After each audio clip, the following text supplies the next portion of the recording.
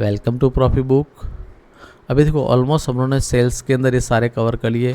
Courier LR bill, courier cutting ये normal है, इसके अंदर आपको कुछ इतना वो नहीं है। हाँ, इनकम वाउचर और एक्सपेंस वाउचर अभी अपने देख रहे हैं।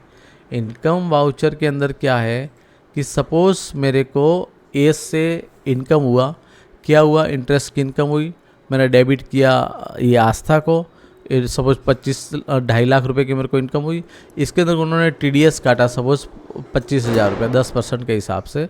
तो ये क्या हो गया कि आस्था को डेबिट हो जाएगा, एक क्रेडिट हो जाएगा इंटरेस्ट इनकम को, ये टीडीएस रिसीवेबल को डेबिट हो जाएगा इतना रुपया, और ये आस्था का इतना यहाँ पे क्रेडिट हो जाएगा। तो मतलब ये इनकम वाउचर की इसके लिए एंट्री है अदर देन जीएसटी। इसके अंदर जीएसटी का कोई पार्ट नहीं रखा है। सपोज मेरे को इंटरेस्ट मिलता है, मेरे को कमीशन मिल रहा है, या फिर मेरे को कोई अदर इनकम हो रही है, रेंट की इनकम हो रही है, या कुछ भी इनकम हो रही है जिसके ऊपर जीएसटी एप्लीकेबल नहीं है, तो वो यहाँ पे आप कर सकते हो।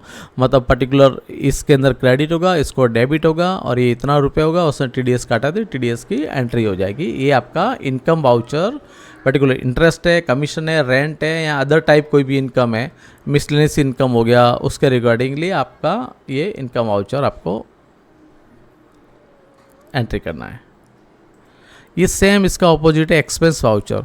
अभी अदर देन जीएसटी मेरा परचेज के अंदर अपने एक्सपेंस पार्ट लिया हुआ है।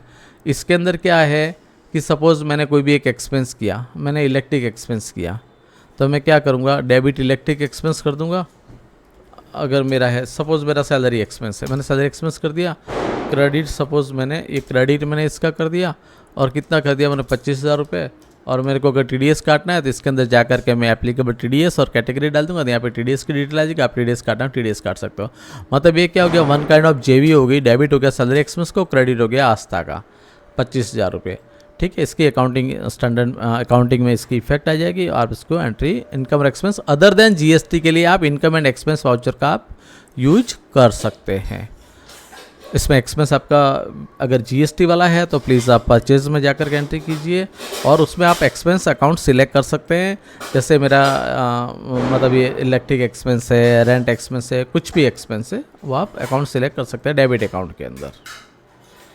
Thank you.